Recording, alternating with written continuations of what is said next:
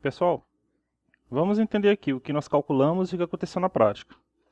Nós calculamos que uma lâmpada de 12 volts, sendo acionada por um transistor, um BD135, o ganho dele que medimos aqui com o nosso equipamento deu 176 e a corrente de saturação deveria ser 160 mA.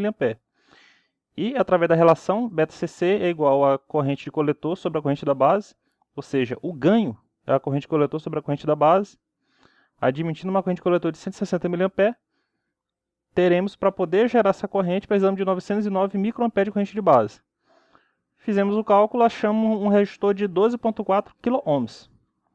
Na prática, colocamos um resistor de 12K na base.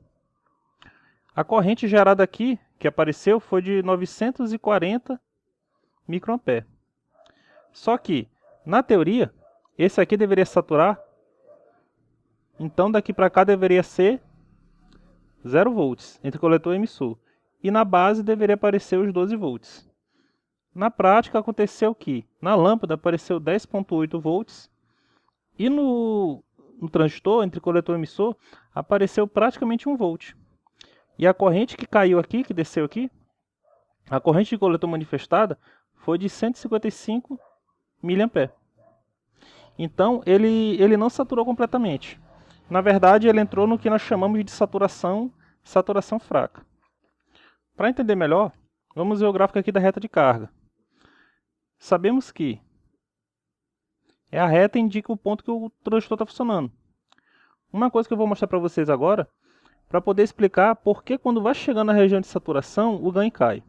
É o seguinte, isso aqui eu não mostrei ainda não, mas eu vou estar apontando agora. Essa reta de carga, ela pode ser cruzada com as linhas que representam a corrente que entra na base. Então, por exemplo, essa linha bem aqui. Imaginemos um transistor de ganho de 100.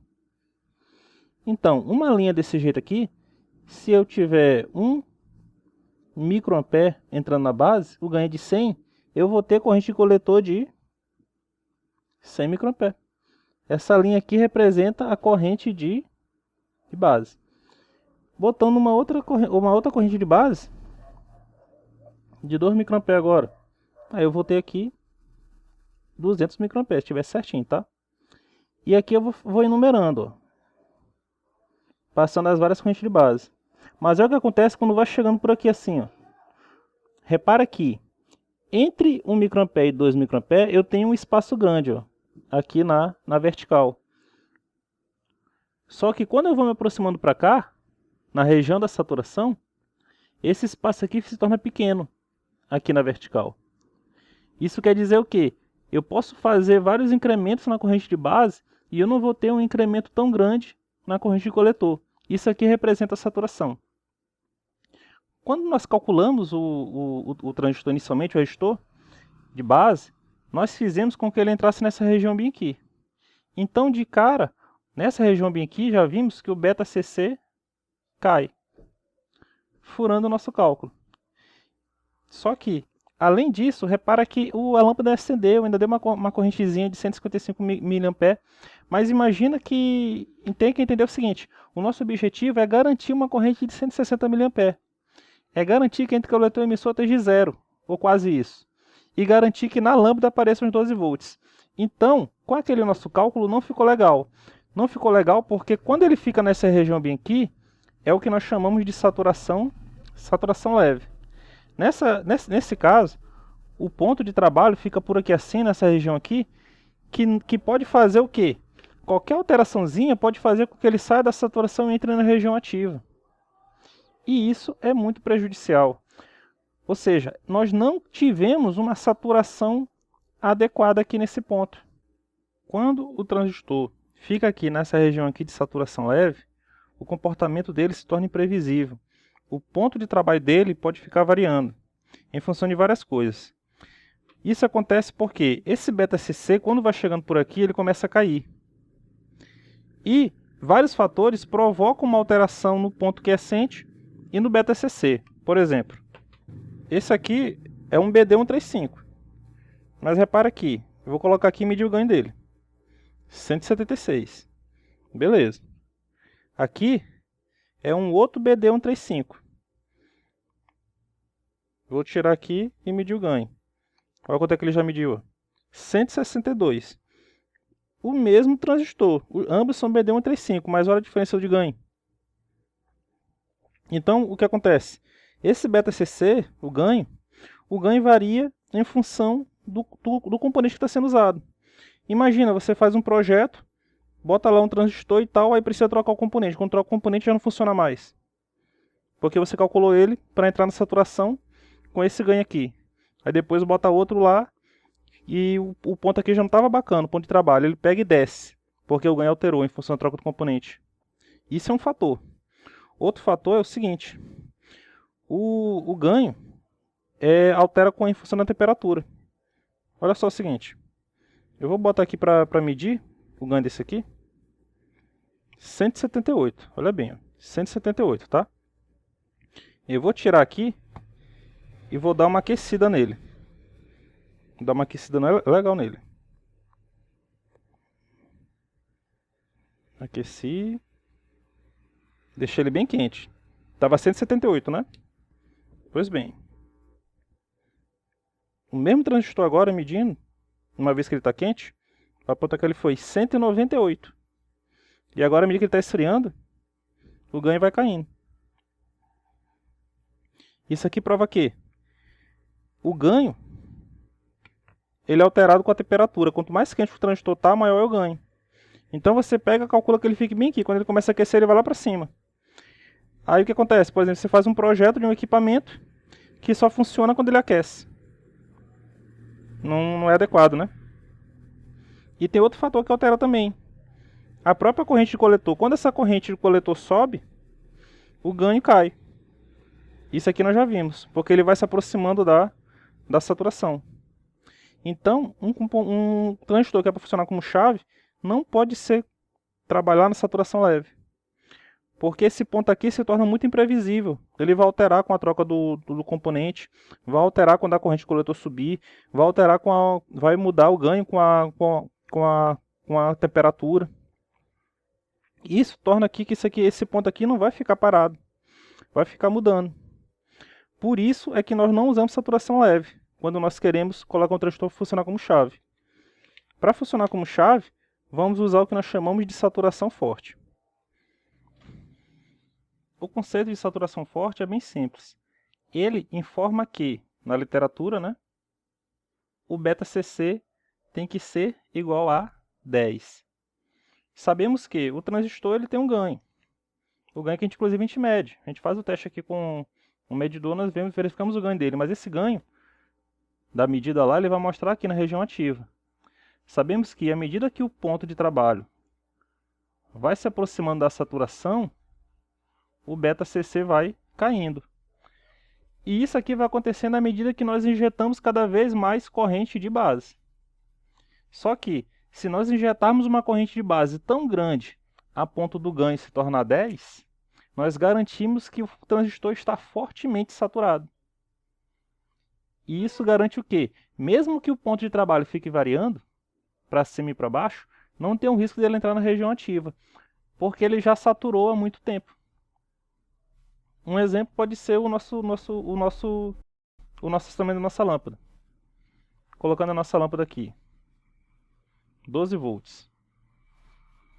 O transistor BD135. Nós queremos que o transistor sature e tenha uma corrente de 160 mA passando pela lâmpada. Essa corrente de base aqui tem que ser o quê? Tem que ser apenas 10 vezes menor que a corrente de coletor, para poder satisfazer essa questão do beta-CC igual a 10. Sabemos que o beta-CC é a corrente de coletor sobre a corrente de base. No caso, o beta-CC tem que ser 10. Não vamos usar o beta-CC do datasheet, 176. Vamos fazer com que ele fique em 10, para garantir que ele está fortemente saturado. Então, temos uma corrente de coletor de 160 mA sobre a corrente de base que queremos calcular. Logo, a corrente de base vai ser 160 mA dividido por 10. A corrente de base tem que ser de 16 mA. A corrente de base precisa ser 16 mA. Feito isso, calculamos o resistor. um resistor. Queremos que passe uma corrente de 16 mA, sendo que esse lado bem aqui tem 12 volts. E esse lado bem aqui sabemos que tem 0,7 volts. Logo, resistência é igual a tensão sobre a corrente. A tensão, 12 menos 0,7, dividido pela corrente, 16 mA. O resistor vai ser 11,3 dividido por 16 mA. Logo, 706 ohms. Dessa forma, colocando um resistor aqui de 106 ohms na base, vamos garantir que esse transistor aqui vai ficar fortemente saturado e vai passar uma corrente de 160 mA, corrente de coletor. Corrente essa que vai ser apenas 10 vezes maior que a corrente da base. Isso aqui é a característica da saturação forte. Vamos ver isso na prática. Temos aqui a montagem prática. Aqui é o menos da alimentação, menos 12 volts. O GND dos 12 volts. Esse fio vermelho aqui é o mais da alimentação. Esse jump aqui é o que leva os 12 volts para esse lado aqui do resistor limitador de corrente da base. O valor calculado foi de 706 ohms. No caso eu botei um resistor de 680 ohms. Tá? O emissor do transistor está aterrado. Vem aqui. A nossa carga, um lado vai no coletor do emissor, que é o centro. No coletor do transistor, que é o centro. E o outro lado da lâmpada vai aqui no mais da alimentação. Alimentando o circuito. A lâmpada funciona. E vamos fazer as medidas agora. Circuito montado, lâmpada funcionando. Vamos iniciar as medidas. Colocando aqui a ponteira negativa do multímetro no menos da alimentação. Vamos medir a alimentação aqui. Tem que ser de 12 volts. Beleza, 12 volts. Vamos medir entre o coletor e o emissor. Tem que ser 0 volts, admitindo que ele está totalmente saturado. Saturação forte. Botando aqui entre coletor e emissor, apenas 0,35 volts. Isso garante o quê? Que na lâmpada vai estar praticamente os 12 volts. Colocando aqui o multímetro agora em paralelo com a lâmpada. Essa é a tensão da lâmpada, 12,03. Praticamente a tensão da alimentação está na lâmpada. Isso aqui é em função da saturação forte. Corrente da lâmpada, vamos verificar se está passando os 160 mA calculados da especificação da lâmpada. Eu vou abrir o circuito, colocar o multímetro aqui para medir corrente DC, e vamos fazer a medida.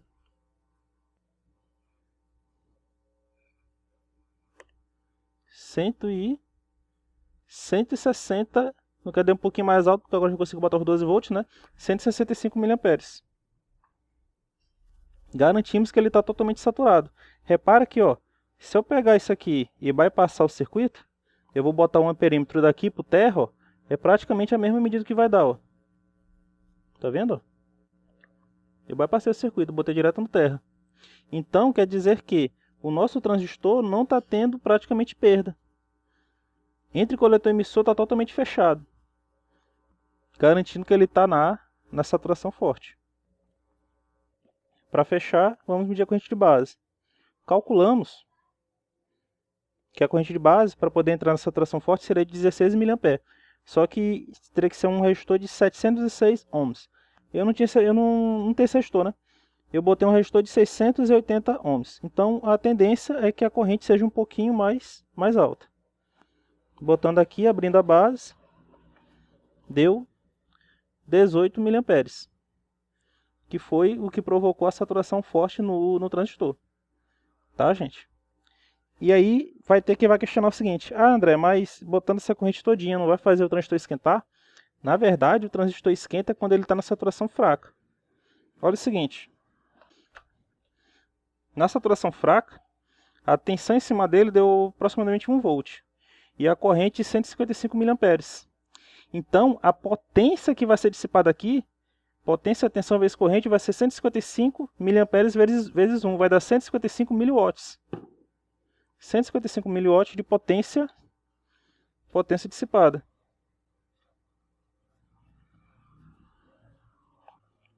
Nesse caso aqui, observa que entre coletor e emissor está só 0,03 volts vezes 165 mA, fazendo o cálculo, vai dar uma potência dissipada de apenas 5 mW. Esse cara aqui, em saturação fraca, dissipa 155 mW. E esse cara aqui dissipa só 5 mW. Então, em saturação fraca que ele esquenta. Em saturação forte, o transistor não esquenta. Claro que ele vai esquentar, que está passando corrente coletor e tal. Mas na saturação fraca ele esquenta mais. Por isso é que é importante.